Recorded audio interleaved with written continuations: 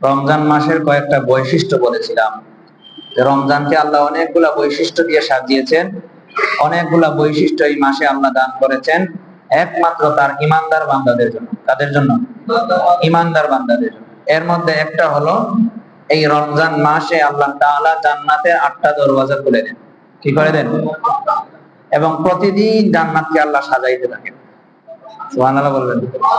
রোজাদার বান্দাবান্দীদের জন্য প্রতিদিন রমজানে কি করেন? জান্নাতকে আল্লাহ সাজাইতে থাকেন, সুসজ্জিত করতে থাকেন। জান্নাতের একটা গেট আছে, রাইয়ান নামে। এই গেট দিয়া শুধু রোজাদাররাই ঢুকবে। কারা ঢুকবে? Special gate. এটা কাদের জন্য? এত নিয়ামত দিয়ে আল্লাহ তাআলা জান্নাতকে সাজাইছেন।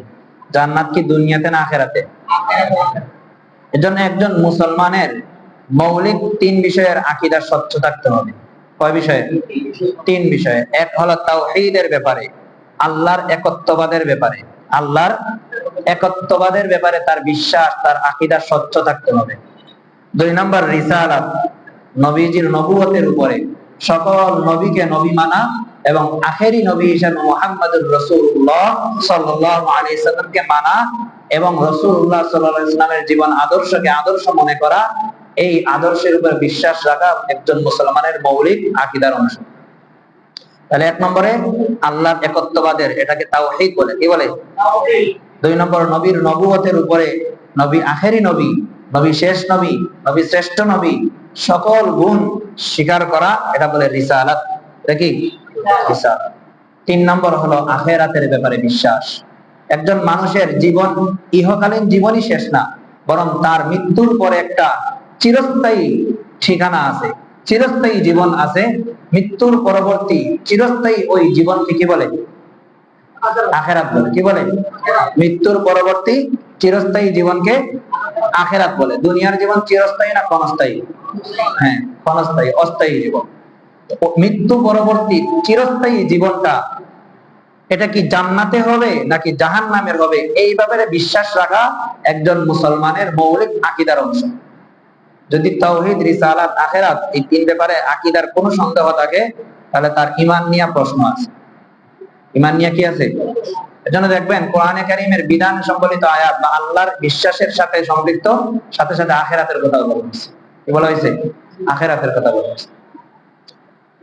একটা মানুষ আখিরাত যদি না থাকে, আখিরাতের ফয়সালা যদি না থাকে, তাহলে আল্লাহ যে আল্লাহ, তিনি যে রব, তিনি যে সকল কিছুর পরিচালক, তিনি যে সকল কিছুর ব্যবস্থাপক, তিনি যে সকল কিছুকে তার শক্তি দিয়ে পরিচালনা করেন, এটার চূড়ান্ত প্রকাশ পাবে আখিরাতে।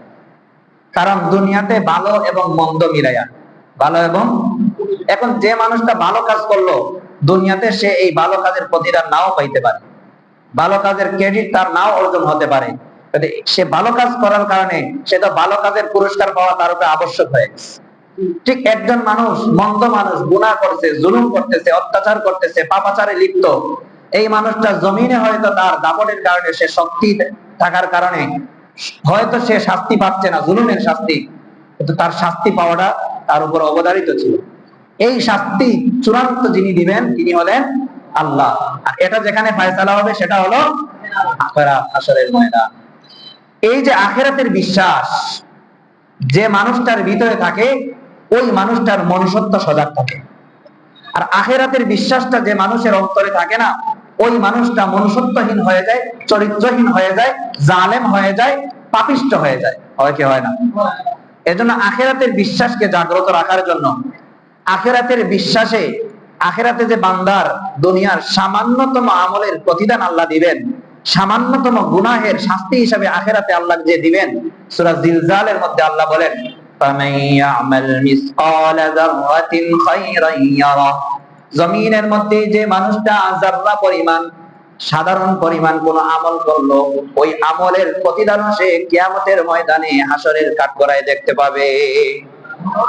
فمن يعمل مثقال ذرة خيرا يره ومن يعمل مثقال ذرة شرا يره।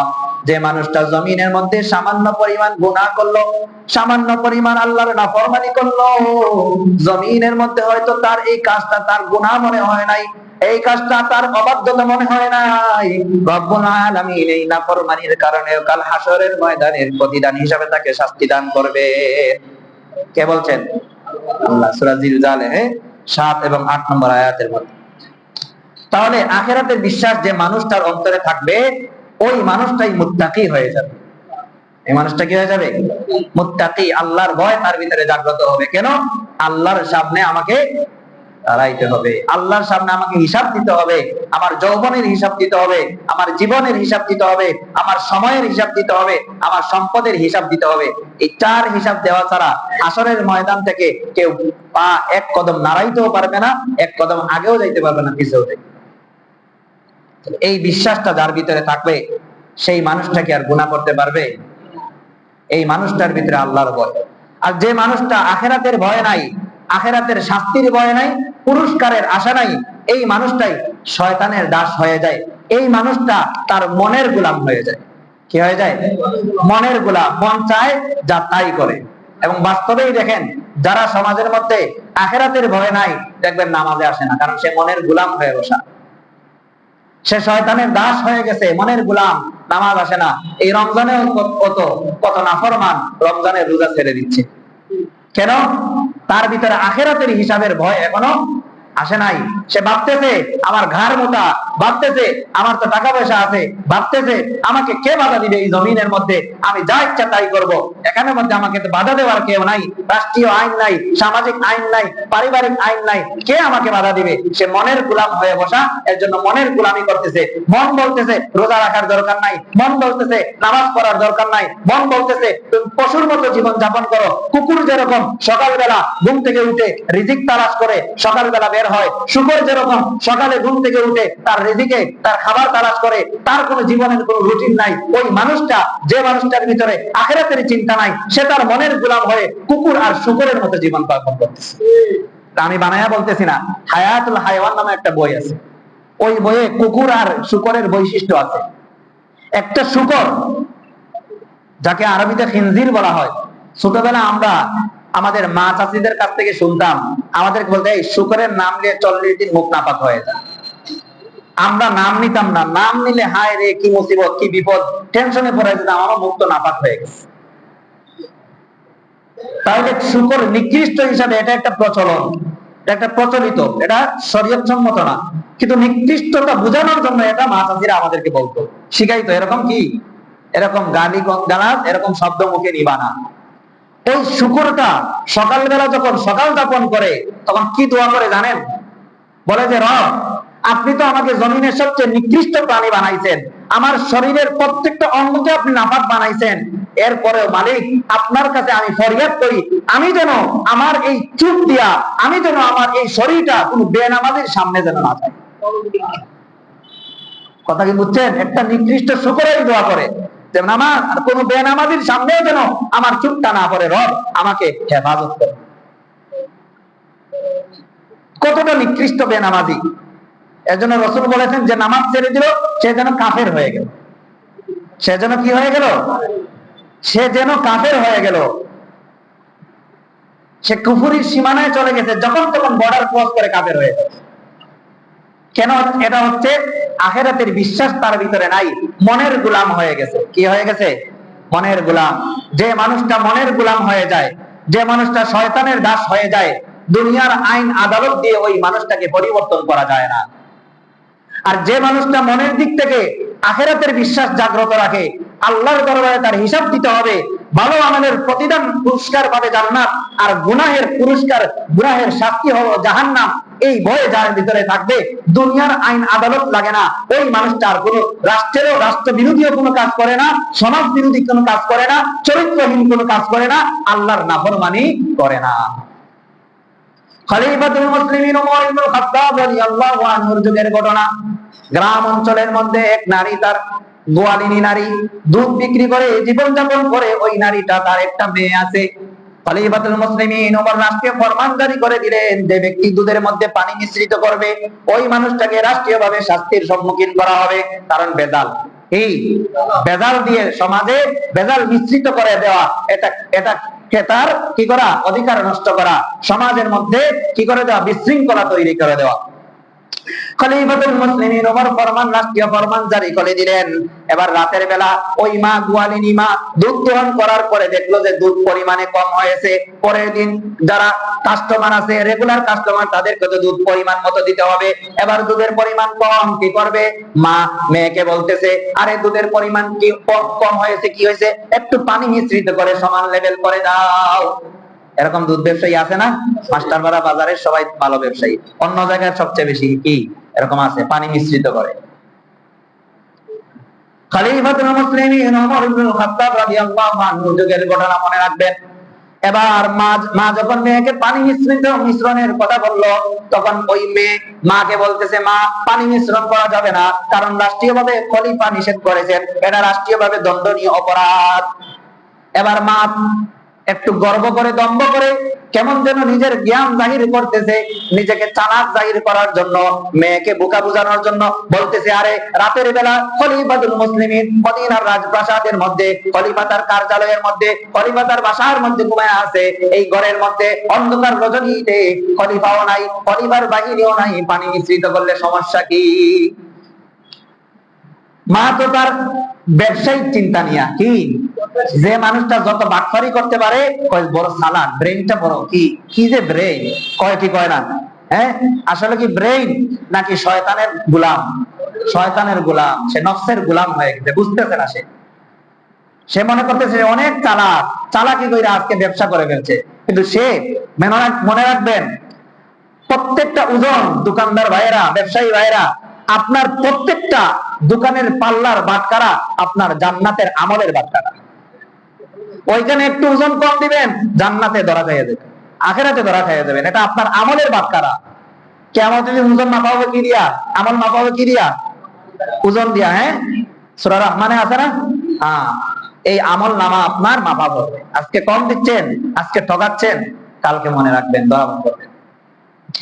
এবার যখন মা তার মেয়েকে এই কথা বললো, মেয়ে যখন শুনলো মার মুখ থেকে ব্যবসায়িক পলিসির কথা, এবার মেয়ে আখিরাতের চিন্তা তার ভিতরে জাগ্রত, মায়ের ভিতরে আখিরাতের চিন্তা জাগ্রত না। মা তো নফসের গোলাম হয়ে বসা, মেয়ে তো আখিরাতের বিশ্বাস নিয়ে, আখিরাতের প্রতিদানের বিশ্বাস আছে, আখিরাতের শাস্তির ভয় তার অন্তরের ভিতরে আছে। এবার মেয়ে জবাব দিল, মা খলিফাতুল মুসলিমিন রাষ্ট্রীয় শাসক যদিও আমাদের ঘরের মধ্যে হাজির নাই, রাষ্ট্রের কোন বাহিনী আমাদের ঘরের দরওয়াজার সামনে নাই, কিন্তু যে মালিক আমাদেরকে জীবন দান করেছেন, যে মালিক এই রাত দিনকে পরিবর্তন করেন, ওই মালিক তো আরশে আজিম থেকে দৃশ্যটা দেখতেছে। খলিফাতুল মুসলিমিন ঘরের কোনায় বসে বসে দাঁড়ায়া শুনতেছে। খলিফাতুল মুসলিমিন যখন মেয়ের মুখ থেকে, একজন গোয়ালিনীর মেয়ের মুখ থেকে এই কথাটা শুনলেন, বুঝে ফেললেন এই মেয়েটা নফসের গোলাম না, এই মেয়েটার ভিতরে আখিরাতের বিশ্বাস আছে, এই মেয়েটা তাওহীদের বিশ্বাসী, এই মেয়েটা রিসালাতে বিশ্বাসী, এই মেয়েটা আখিরাতের বিশ্বাসী, শাস্তির ভয় তার ভিতরে আছে, পুরস্কারের আশা তার ভিতরে আছে, এই মেয়েটা দুনিয়ার কোন সাধারণ মেয়ে না। খলিফাতুল মুসলিমিন পরের দিন রাষ্ট্রীয় নায়ক হওয়ার পরে, অর্ধজাহানের বাদশা হওয়ার পরেও নিজের সন্তানের জন্য বিয়ের প্রস্তাব দিয়ে পাঠাইছে। খলিফাতুল মুসলিমিন নিজের ছেলের বিয়ের প্রস্তাব দিয়ে গোয়ালিনীর মেয়েকে পাঠাইছেন। চিন্তা করছেন তাকওয়ার কি দাম? ওইটা আলোচনার ব্যাপার না, চলে গেল ওইদিকে। রাসূলুল্লাহ সাল্লাল্লাহু আলাইহি সাল্লাম মাত্র 23 বছরের নবুয়তের জিন্দেগি। কয় বছরের? 23 বছর তিনি নবুয়তের দায়িত্ব পালন করেছেন। মক্কায় 13 বছর, মদিনায় 10 বছর। এই মক্কার 23 বছর, 13 বছর আর মদিনার 10 বছরে, মাত্র 23 বছরের জিন্দেগিতে আরবের সমাজের এতটাই চিত্র পরিবর্তন করে দিয়েছিলেন, যে মানুষগুলা মদ আর জোয়ার আসর নিয়ে বসে থাকতো, যে মানুষগুলা উটের পানি পান করা নিয়ে ঝগড়া লাগতো, যুদ্ধ লাগতো, 40 বছর 50 বছর জেনারেশন বাই জেনারেশন তারা যুদ্ধে লিপ্ত থাকতো, ওই মানুষগুলার ব্যাপারে আল্লাহ তাআলা ঘোষণা করেছেন রাদিয়াল্লাহু আনহুম ওয়া রাদু আনহু, এরা এমন জাতি, এদের উপরে আমি আল্লাহ রাজি খুশি হয়ে গেলাম, আর এরাও আমার উপরে রাজি খুশি হয়ে গেছে। আল্লাহর রাসূল বলেন এরা এমন জাতি, খায়রুল কুরুনি কারনি সুম্মাল্লাযীনা ইয়ালুনহুম সুম্মাল্লাযীনা ইয়ালুনহুম, আমার যুগের মানুষ হলো শনের সাথে তুলনা। আমার যুগের কোন সাহাবীকে যদি আসহাবী কান নুজুম ফাবি আইয়িহিম ইক্তাদাইতুম ইহতাদাইতুম, এই আমার উম্মতেরা, কিয়ামত পর্যন্ত আগত উম্মতেরা, জেনে রাখো তোমার ঈমানকে যদি যাচাই করতে চাও, তোমার তাওহীদের বিশ্বাসকে যদি যাচাই করতে চাও, তোমার আখিরাতের বিশ্বাসকে যদি যাচাই করতে চাও, তোমার তোমার রিসালাতের বিশ্বাসকে যদি যাচাই করতে চাও, আমার একজন সাধারণ সাহাবীর জীবনকে, আমার একজন সাধারণ সাহাবীর তাওহীদ রিসালাত আখিরাতের বিশ্বাসকে ফলো করো, তুমি ওই আকাশের তারা যেরকম দেখে, সমুদ্রের নাবিক যেরকম পথ চলে, আমার একজন সাহাবীকে দেখে তুমি এরকম জান্নাতের পথ পেয়ে যাবে।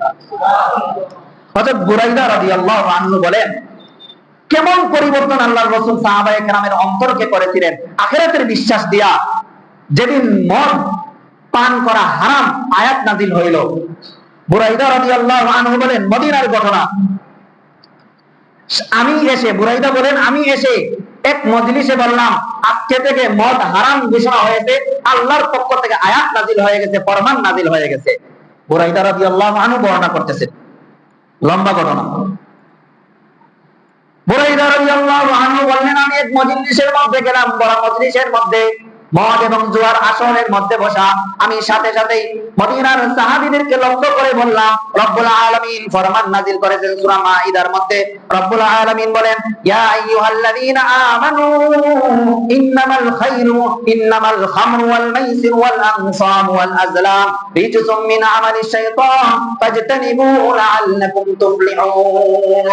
এই দুনিয়ার ঈমানদারেরা, তোমাদের জন্য মদকে হারাম করা হইলো, জুয়াকে হারাম করা হইলো। এই কথাটা যখন আমি মদিনার ওই মদ পান করা সাহাবীদের মজলিসের মধ্যে বললাম, মদিনার পরিবেশে, আরবের পরিবেশে মদ এতটাই সাধারণ ছিল, তারা এটাকে কোনো পরোয়া করতো না। যখন আমি মুসলমানদের কাছে গিয়া বললাম যে আজকে থেকে মদ হারাম করা হয়েছে, বুরাইদা রাদিয়াল্লাহু আনহু বললেন, কারো হাতের মধ্যে মদের পাত্র ছিল, কারো মুখের মধ্যে মদের পেয়ালা লাগানো ছিল, কারো মুখের ভিতরে মদের ডুব চলে গিয়েছিল। যেই মাত্র আমি বললাম আজকে থেকে মদকে হারাম করা হয়েছে, যার হাতের মধ্যে মদের পেয়ালা ছিল সাথে সাথেই জমিনে ছেড়ে দিল, যার মুখের ঠোঁটের কাছে মদের পেয়ালা ছিল সাথে সাথেই সেখান থেকে ছেড়ে দিল, যার মুখের ভিতরে ডুব নিয়ে নিয়েছিল মদের ডুব, সাথে সাথে সে আর ভিতরে গলৎকরণ না করে না গিলে সাথে সাথে এটাকে ফেলে দিয়েছে। বলেন, কোন ফরমানের কারণে, কোন বিশ্বাসের কারণে সাহাবায়ে কেরাম এই আমলটা করছিলেন? আমার কথা বুঝেন না? কোন বিশ্বাসের কারণে সাহাবায়ে কেরাম মদ হাতে ছিল ফেলে দিয়েছেন? এখানে ব্যাখ্যা করে নেই। আচ্ছা, এখন তো মুখের ভিতরে আছে, খেয়ে দিলি, ও এরপর থেকে মানবো না। কিসের বিশ্বাসের কারণে? আখিরাতের শাস্তি এবং পুরস্কারের আশার কারণে। আখিরাতের বিশ্বাস একটা মানুষকে মানুষ বানায়া দেয়। আখিরাতের শাস্তির ভয় একটা মানুষকে গুনাহ থেকে বাঁচাইতে পারে। আখিরাতের পুরস্কারের আশা একটা মানুষকে ওই শেষ রাতে তাহাজ্জুদে উঠতে সাহস যোগায়। ওই মানুষটাকে কোন শীতের সময়, ফজরের সময় ঘুমাইতে দেয় না। আখিরাতের পুরস্কারের আশা। মুসলমানের জন্য আল্লাহ তাআলা কি সাজায় রাখছেন? জান্নাত। কি সাজায় রাখছেন? রমজান ঢোকার সাথে সাথেই কিসের দরওয়াজা আল্লাহ খুলে দিয়েছেন? জান্নাতের দরওয়াজা খুলে দিয়েছেন। আখিরাতের বিশ্বাসটা জাগ্রত করা কিভাবে? কোরআন এবং হাদিসে জান্নাত এবং জাহান্নামের শাস্তি এবং পুরস্কারের কি কি আলোচনা, কি কি ওয়াদা আল্লাহ তাআলা করেছেন, এগুলা বারবার পড়া, বারবার শোনা, বারবার আলোচনা করা। তাহলে এগুলো অন্তরের মধ্যে কি হয়ে যাবে? বদ্ধমূল হয়ে যাবে। সংক্ষেপে আজকে কিছু জান্নাতের বর্ণনা শোনাবো।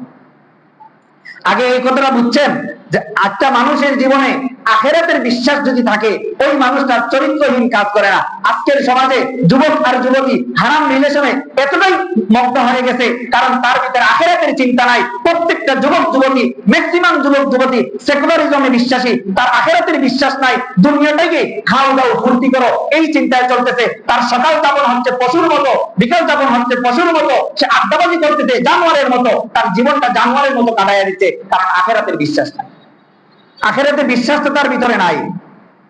প্রেম করে, হারাম রিলেশন করে, এরপরে আলহামদুলিল্লাহ ইনশাআল্লাহ বলে।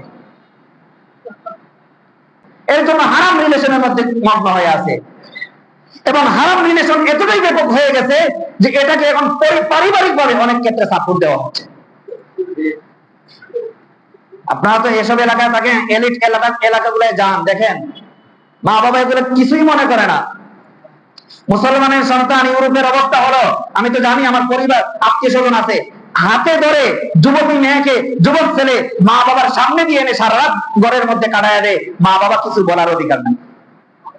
ইউরোপ আমেরিকা আমাদেরকে এটা করে দিচ্ছে, আমাদের সমাজের আমাদের যুবক যুবতীদের চরিত্র নষ্ট করে দিচ্ছে, আমাদের মুসলমানদের আখিরাতের বিশ্বাস দূর করে দিচ্ছে।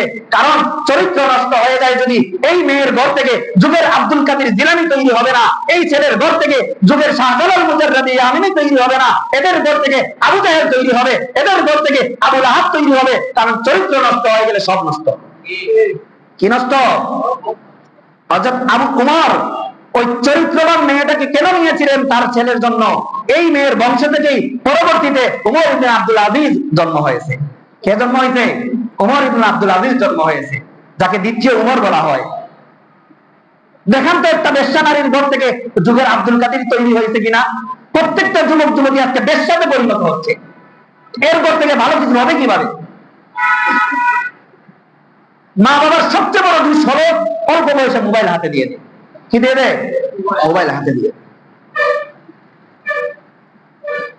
রব্বুল আলামিন আমাদের মুসলমানদের জন্য, ঈমানদারের জন্য জান্নাতের পুরস্কার। আমরা জান্নাতে যেতে চাই তো? রব্বুল আলামিন কত ওয়াদা সুন্দর করে বলেছেন। রব্বুল আলামিন বলেন, মাতালুল জান্নাতিল্লাতী ওয়াইদাল মুত্তাকুন। আল্লাহ রাব্বুল আলামিন বলেন, জান্নাতের দৃষ্টান্ত হলো যে জান্নাত মুত্তাকীদের জন্য ওয়াদা করে রাখা হয়েছে। কাদের জন্য ওয়াদা? এবার বলেন, রমজান মুবারক কিসের জন্য আল্লাহ দিবেন? তাকওয়া অর্জনের জন্য। লাআল্লাকুম তাত্তাকুন, যেন তোমরা মুত্তাকি হতে পারো, যেন তোমরা মুত্তাকি হতে পারো। আর মুত্তাকি হইলে মুত্তাকিদের জন্য কিসের ওয়াদা? সূরা মুহাম্মাদের 15 নম্বর আয়াতে বলেন, মাসালুল জান্নাতিল্লাতী ওয়াইদাল মুত্তাকুন, ওই জান্নাতের দৃষ্টান্ত যে জান্নাত মুত্তাকিদের জন্য ওয়াদা করা হয়েছে। কাদের জন্য?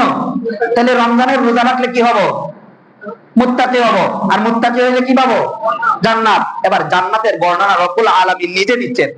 মাতালুল জান্নাতিল্লাতী ওয়াইদাল মুত্তাকুন, ওই জান্নাতের দৃষ্টান্ত যে জান্নাতটা মুত্তাকিদের জন্য ওয়াদাবদ্ধ করা হয়েছে। ফিহা আনহার মিন মাইন গায়রি আসিন, তার মধ্যে অনেকগুলা নদীর নহর থাকবে।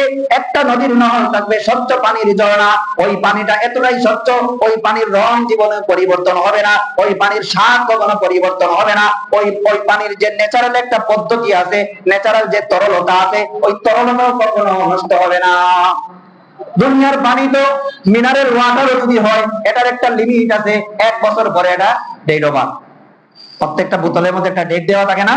রব্বুল আলামিন বলেন, এই আমার মুত্তাকি বান্দা, তোমার জন্য একটা পানির ঝর্ণা রেখেছি, ওই পানি কখনোই পরিবর্তন হবে না।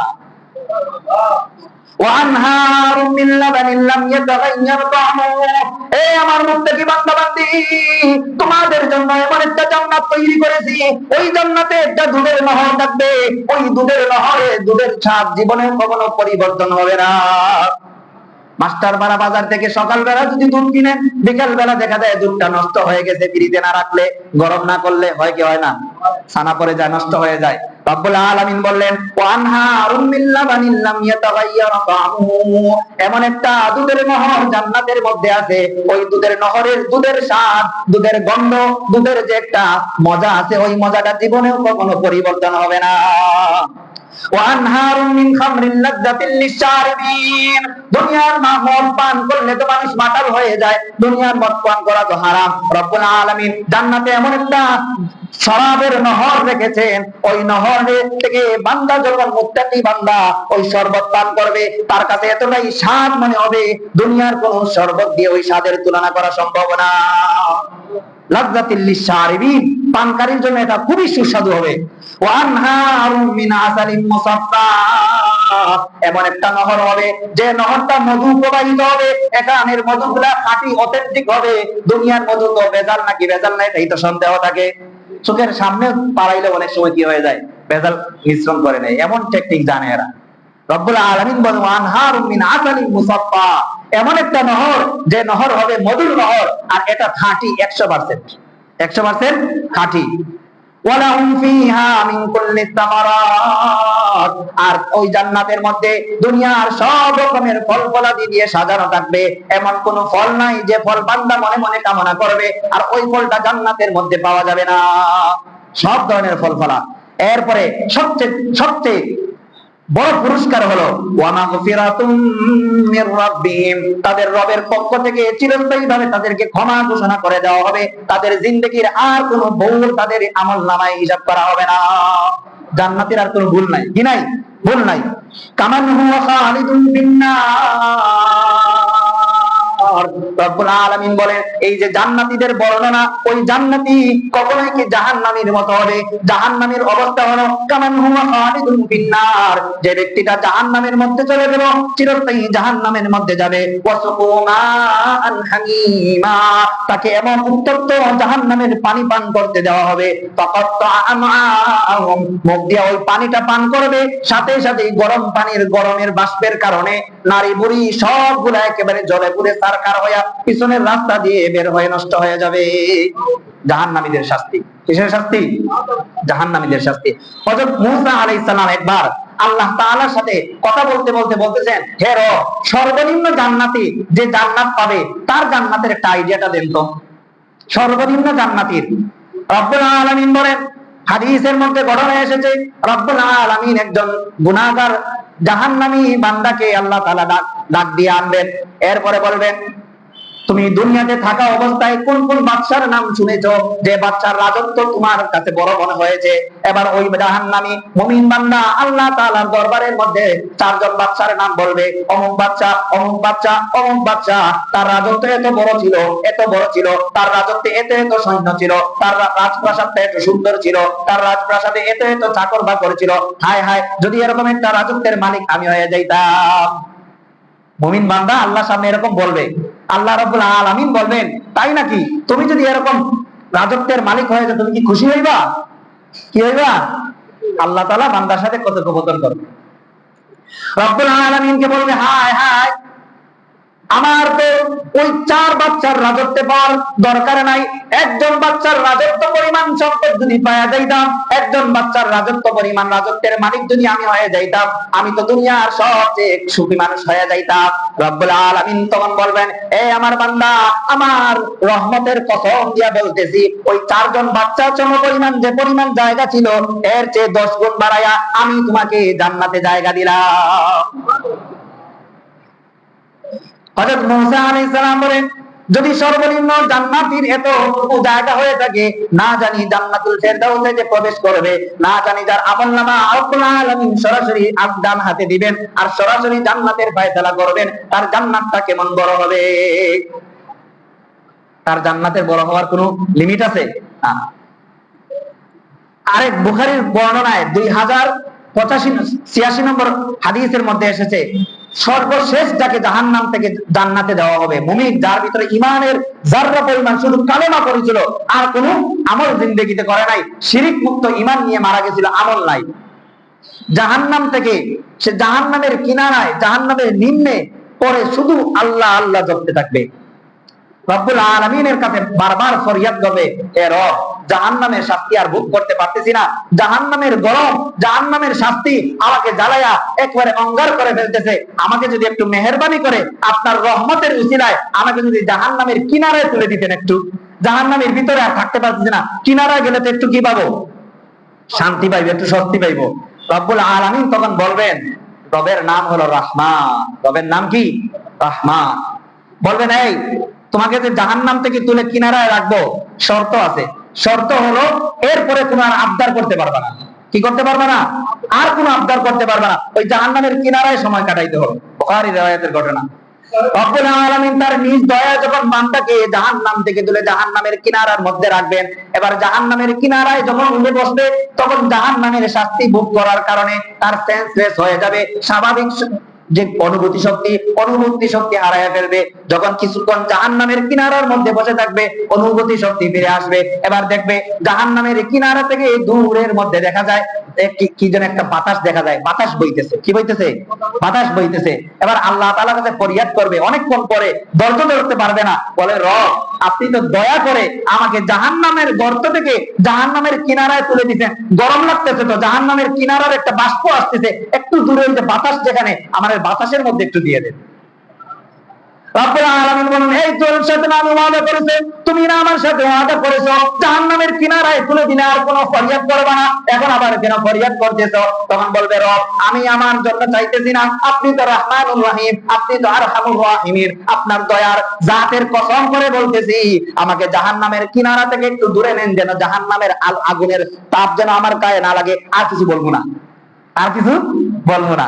এবার জাহান্নামের কিনারার থেকে আল্লাহ বলবেন, আমার রহমতের উসিলা, রহমতের জাতের কসম দিয়া তোকে আমি একটু দূরে সরাইলাম, আর কিছু চাইবি না, আর কিছু চাইবে না। বাবা যখন কি করে সন্তানের উপর একটু রাগ করে, কিন্তু রাগটা ধরে রাখতে পারে না, বাজার থেকে ঠিকই সন্তানের পছন্দের খাবারটা আনে, এনে পকেটে রেখে দেয়, রেখে এরপরে কি করে একটু আবেগ এবং অভিমান করে বলে, আমার সাথে দুষ্টামি করছো, মজা আনছি দিব না। মজা যে আনছে এটা কিন্তু জানাইয়া দিতে, দিব যে এটাও বুঝাইতেছে, কিন্তু বলতেছে কি মজা আনছি দিব না। তখন সন্তান কি করে কপালে চুমু দেয়, বলে না আর দুষ্টামি করবো না, দিয়ে দেন। আবার আচ্ছা কি আনছেন দেখি তো, বলে কি বলে না, আচ্ছা পকেটে হাত দে, দিয়ে দেখে যে মসমসি মসমসি, বুঝে যে চকলেট আনছে, চকলেট আনছেন, আচ্ছা ঠিক আছে দেখি তো কি চকলেট আনছেন। বাবা বলে না দেখতে দিমু, খাইতে দিমু না, এরকম করে কি করে না দুষ্টামি। এরপরে আস্তে আস্তে খাওয়ার জন্যই আনছে, কিন্তু মাঝখানে কি করে অভিমানে আর ভালোবাসার একটা অভিনয় করে, করে কি করে না। রবের নাম তো রহমান, রবের নাম কি রহমান, দয়ার সাগর, দয়ার সাগর মালিক তার বান্দার সাথে প্রেমের অভিমান করতেছেন, প্রেমের খেলা করতেছেন। তোর জন্য তো জান্নাতুল ফেরদাউস রেডি করেছিলাম, তোরে তো 30 দিনের রোজা দিয়েছিলাম মুত্তাকি হওয়ার জন্য, কেন তুই জমিনে আমল করে আসলে না, কেন তোকে শাস্তি ভোগ করতে হলো? একটু মজা বুঝে যা, একটু মজা বুঝে যা। রব্বুল আলামিন তোমাকে বলবেন, বান্দা আর কোনো অভিমান করবে না, আর কোনো অভিযোগ করবে না, আর কোনো অভিমান, আর কোনো আবদার করবে না। জাহান্নামের কিনারা থেকে একটু দূরে সরাইয়া দিতেছি। এবার জাহান্নামের কিনারা থেকে রব্বুল আলামিন নিজ দয়া গুণে ওই জাহান্নামী বান্দাকে একটু দূরে যখন সরাইয়া দিবেন, এবার জান্নাতের বাতাস গায়ে লাগতেছে। জান্নাতের বাতাস গায়ে লাগার সাথে সাথে এই বাতাস লাগার পরে কিছুক্ষণ সবর করে থাকবে, এরপরে বলবে, রব আপনি তো আরহামুর রাহিমিন, জান্নাতের বাতাসের একটা কি ধুলা আমার গায়ে লাগতেছে, এত মজার বাতাস, এত গ্রাম, জান্নাত তো না জানি কেমন। ওই যে জান্নাতের গেট দেখা যাচ্ছে, আমি আপনার কাছে কিছুই বলবো না, খালি জান্নাতের গেটটা দেখতে চাই। কি দেখতে চাই? জান্নাতের গেট দেখতে চাই। রব্বুল আলামিন সাথে সাথে বলবেন, এই কিছুক্ষণ আগে না আমার সাথে ওয়াদা করেছো আর কোনো আবদার করবে না, এখন আবার জান্নাতের গেট দেখার জন্য আবদার করতেছে কেন? রব্বুল আলামিনকে বলবে, রব আমি আমার নিজের জন্য চাচ্ছি না, আপনি তো নিজের জাতের সাথে ওয়াদা করেছেন, আপনার নাম আরহামুর রাহিমিন। নাম কি? আরহামুর রাহিমিন।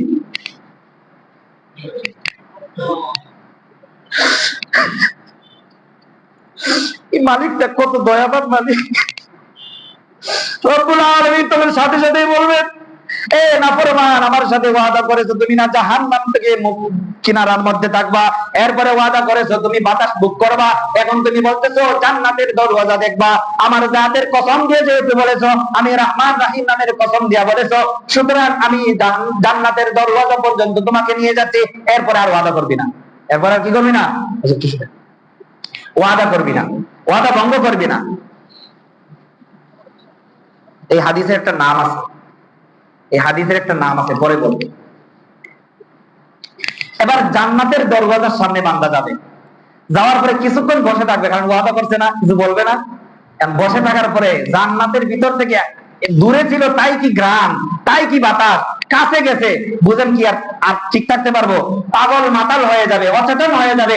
জান্নাতের মনোমুগ্ধকর দৃশ্য বাহির থেকে দেখবে। হাদিসের মধ্যে এসেছে জান্নাতের প্রাসাদগুলো এমন হবে, ভিতর থেকে বাহির দেখা যাবে, বাহির থেকে ভিতর দেখা যাবে। এবার কিছুক্ষণ পরে রব্বুল আলামিনকে ওই গুনাহগার জাহান্নামী মুমিন বান্দা বলবে, এ রব জান্নাত থেকে আমাকে জাহান্নাম থেকে জাহান্নামের কিনারায় তুলেছেন, জাহান্নামের কিনারা থেকে জান্নাতের কাছাকাছি এনেছেন, জান্নাতের কাছাকাছি এনে জান্নাতের গেট পর্যন্ত এনেছেন। জান্নাতের ভিতরটা কেমন সাজাইতেন, কেমন নেয়ামত দিয়া সাজাইতেন, আপনি তো রহমানুর রহিম, ওই নেয়ামত দিয়ে কিভাবে সাজাইতেন একটু দেখাইতেন যদি। জাহান্নামের জান্নাতের নেয়ামত কেমনে সাজাইতেন একটু দেখবো মালিক, আর কোনো আবদার করবো না, দেখেই কি বের হয়ে যাবো, দেখে বের হয়ে যেমন। আল্লাহ বলবেন, কিছুক্ষণ আগে ওয়াদা করলে জান্নাত কি জান্নাতের গেট পর্যন্ত যাবে, এখন আবার বলতেছে জান্নাতের ভিতরে যাবে, এই তোর তো ওয়াদা ঠিক নাই। এরকম একটু অভিমান করে আল্লাহ রাব্বুল আলামিন বলবেন। এরপরে বলবে, ভিতরে ঢুকুন, খালি দৃশ্য দেখে আবার বের হয়ে যাবে, দৃশ্যটা দেখে বের হয়ে যাবে। রব্বুল আলামিনকে যখন আল্লাহ জাতের রহমান রহিম নামের কসম দিয়ে বলবে, এ রব আপনার নাম তো রহমান, আপনার নাম তো রহিম, আপনি তো আরহামুর রাহিমিন, দুনিয়ার সকল দয়ালুর দয়াবান মালিক আপনি, সুতরাং একটু জান্নাতের ভিতরে প্রবেশ করার অনুমতি দেন, দেখবো আর বের হবো। এবার রব্বুল আলামিন বলবেন, আমার জাতের আমার রহমান নামের কসমের, আমার জাতের কসম দিয়ে তোকে ঢুকাইতেছি, আমার রহমান আমার রহমতের কসম দিয়ে তোকে ঢুকাইতেছি আমার তো জান্নাতের মধ্যে। এবার জান্নাতের মধ্যে যখন বান্দা প্রবেশ করবে, জান্নাতের নয়নাভিরাম দৃশ্য দেখার পরে আর নিজেকে সংবরণ করে রাখতে পারবে না। এবার আল্লাহর কাছে ফরিয়াদ করবে, এ মালিক, এ রহমান, এ রাহিম, জাহান্নামের কিনারার মধ্যে আমাকে তুলে রেখেছিলেন, জাহান্নামের কিনারা থেকে জান্নাতের বাতাসের এরিয়ার মধ্যে আমাকে এনেছিলেন, জান্নাতের এই বাতাসের এরিয়া থেকে আমাকে জান্নাতের গেট পর্যন্ত পৌঁছাইছেন, আমাকে জান্নাতের গেট থেকে আপনার দয়ায় আমার কোনো ক্রেডিটে না, আমার কোনো যোগ্যতা নাই, আপনার নাম তো রহমান, আপনার নাম তো রাহিম, আপনি তো কোরআনে কারীমের মধ্যে ঘোষণা করেছেন ওয়া কানা বিল মুমিনিনা রাহিমা, মুমিনদের প্রতি আপনি বড় দয়ার আচরণ করবেন, মুমিনদের প্রতি বড় কোমল আচরণ করবেন। হে মালিক, আমাকে তো জান্নাতে ঢুকাইয়া দিয়েছেন, এখন আর আমাকে বাইর করেন না। কি করেন না? আমাকে আর বাইর করেন না। রব্বুল আলামিন হেসে দিবেন। সুবহানাল্লাহ বলেন। রব্বুল আলামিন কি করবেন? হেসে দিবেন। রাসূল হাদিস বর্ণনা করেছেন, রাসূলে হেসে দিতেন। আমাদের উস্তাদ যখন আমাদের কাছে এই হাদিস বর্ণনা করেন, তখন আমাদের উস্তাদে হেসে দিতেন। আমি আপনাদের কাছে বর্ণনা করছি, আমি হাসতেছি না কাঁদতেছি? হাসতেছি, আপনারাও হাসেন, মুস্কি হাসেন। কেমন দয়ার মালিক! এই হাদিসে না, হাদিস হচ্ছে হাসির হাদিস। কিসের হাদিস? হাসির হাদিস। কেমন চিন্তা করেন, প্রেম আর ভালোবাসার খেলা, প্রেম আর ভালোবাসার খেলা। এই দয়াবান মালিক আমাকে আপনাকে জান্নাতের জন্য প্রতিটা দিন আমার জন্য জান্নাত সাজায় রাখছে, প্রতিটা দিন রোজাদারের জন্য জান্নাতকে আল্লাহ সাজাচ্ছেন, প্রতিটা মুহূর্তে আল্লাহ বলতেছেন আলা মিন মুস্তাগফিরিন ফাগফির আলাহ, এ গুনাহগার, গুনার জন্য ক্ষমা চা, আমি তোকে প্রতি মুহূর্তে মাফ করে দিব, প্রতি মুহূর্তে আমি তোর জন্য জান্নাত সাজাচ্ছি, জান্নাতে যাওয়ার জন্য তুই রেডি হবে না? রব্বুল আলামিন এতটাই দয়াবান মালিক, এতটাই দয়াবান মালিক। কার আশায় ভাই আমি নামাজ ছেড়ে দিচ্ছি? কোন আশায় আমি রমজানের রোজা ছেড়ে দিচ্ছি? কোন আশায় আমি তারাবির নামাজ পড়তেছি না? কোন আশায় আমি হারাম রিলেশনের মধ্যে আছি? কোন আশায় আমি আমার জীবনটাকে নষ্ট করে দিচ্ছি? এত দয়াবান মালিক এত সুন্দর করে জান্নাত সাজাইছেন। এরপরে জান্নাতীরা জান্নাতে যাওয়ার পরে জুমার দিন এই যে আসছেন, একত্র হয়েছেন, এরকম ইয়াউমুল জুমায় একটা সম্মেলন হবে, জান্নাতের বাজার, জান্নাতের। আবু হুরায়রা সংক্ষেপে বলে শেষ করে নেই, বর্ণনা শেষ করার মতো না। আবু হুরায়রা রাদিয়াল্লাহু আনহু সাঈদ ইবনে মুসাইয়্যিব ওনার ছাত্র, আবার মেয়ের জামাই। সাঈদ ইবনে মুসাইয়্যিবের সাথে বাজারে গেছেন, বাজার থেকে ফেরার সময় আবু হুরায়রা বলতেছেন সাঈদকে, হে সাঈদ, আমি দোয়া করি আল্লাহ যেন তোমাকে আমার সাথে জান্নাতের বাজারে মিলিত করেন। সুবহানাল্লাহ। সাহাবায়ে কেরামের কি চিন্তা, বাজারে গেলেও জান্নাতের চিন্তা, বাজারে গেলেও জান্নাতের চিন্তা। সাঈদ ইবনে মুসাইয়্যিব আশ্চর্য হয়ে বলেন যে উস্তাদকে বলতেছেন জান্নাতে আবার বাজার হবে নাকি? বাজারে তো মানুষ খরিদ করতে যায়, জান্নাতের সবই তো পাওয়া যাবে, বাজার লাগে কেন আবার?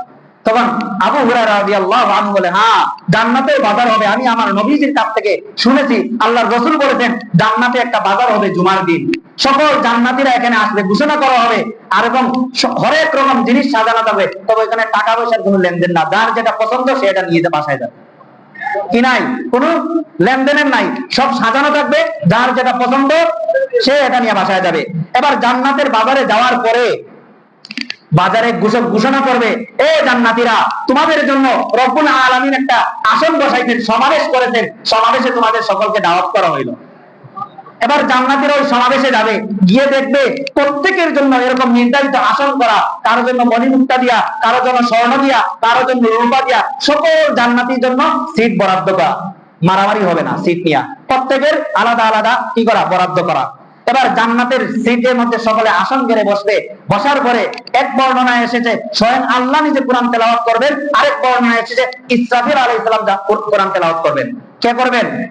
আর তারগীব ও তারহিবের মধ্যে এসে ইসরাফিল আলাইহিস সালাম কোরআন তেলাওয়াত করবেন। ওইদিকে গেলাম না, কি তেলাওয়াত করবেন?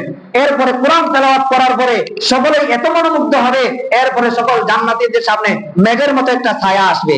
ওই মেঘের ছায়া থেকে মেশকো এবং জাফরানের স্প্রে করা হবে। সৌদি আরবে দেখছেন না, পানির স্প্রে করা হয় গরম নিবারণের জন্য, এরকম স্প্রে করা হবে। ওই স্প্রে ওই মেঘমালা থেকে কি করবে? মেশক এবং জাফরানের গুঁড়া পড়বে, একেবারে শরীর ঘ্রাণ হয়ে যাবে এবং একটা বাতাস বইতে থাকবে। ওই বাতাসে জান্নাতীদের চেহারা সুন্দর হবে, এত সুন্দর হবে যে চেহারা নিয়ে তারা আসছিল এর চেয়ে আরো বেশি সুন্দর হয়ে যাবে। এরপরে জান্নাতের যখন বাতাস প্রবাহিত হবে, বাতাস প্রবাহিত হওয়ার পরে জান্নাতীদেরকে শরবত আপ্যায়ন করা হবে। কি আপ্যায়ন করা হবে? শরবত আপ্যায়ন করা হবে। সর্বশেষ যখন শরবত আপ্যায়ন করা শেষ, এরপরে রব্বুল আলামিন সকল জান্নাতীকে তার দিদার নসিব করবে। জান্নাতীদেরকে আল্লাহ বলবেন, তোমরা সকল নিয়ামত পাইয়া কি খুশি? তোমাদেরকে আর কোনো নিয়ামতের দরকার আছে? সকল বলবে না, আমরা সব পাইয়া খুশি, আর কোনো দরকার নাই। আল্লাহ তখন নিজে বলবেন, না, এখনো একটা নিয়ামত বাকি আছে। আমি মালিককে না দেখে বান্দা তুমি রমজানের রোজা রেখেছো, আমি মালিককে না দেখে তুই রাতের বেলা উঠে তোর কপালটা মাটিতে লাগায় সেজদা করেছো, আমি মালিকের পুরস্কারের আশায় তুই হারাম কাজে যাস নাই, গুনাহ করস নাই। এ বান্দা, আমাকে না দেখে ঈমান আনছো, আমাকে দেখবা না একটু? আমাকে দেখবা না একটু? রব্বুল আলামিন তখন তার নিজের দর্শন দিবেন, রব্বুল আলামিন নিজের দিদার নসিব করবেন। সাহাবায়ে কেরাম রাসূলকে বললেন, ইয়া রাসূলুল্লাহ, ইয়া হাবিবাল্লাহ, আল্লাহকে দুই দিন আমরা দেখবো, দেখতে কি মারামারি হানাহানি, দেখতে গিয়ে কি কষ্ট হবে না? রাসূল উদাহরণ দিয়ে বলেন, আকাশের মধ্যে যখন চাঁদ ওঠে, আকাশের মধ্যে যখন সূর্য ওঠে, দুনিয়ার কোন মানুষের দেখতে কষ্ট হয় কি? ঠিক আল্লাহ রব্বুল আলামিন বান্দা দেখবে, আল্লাহ এমন ভাবে তার নিজের দিদার দিবে যে কারো দেখতে কষ্ট হবে না। সামনের সারিতে যারা থাকবে তারাও যেভাবে দেখবে, পিছনের সারিতে যারা থাকবে তারাও। আল্লাহ তাআলা আমাদেরকে আমাদের মহান মালিককে দেখার সেই দিদার নসিব করেন। সকলে বলে আমিন।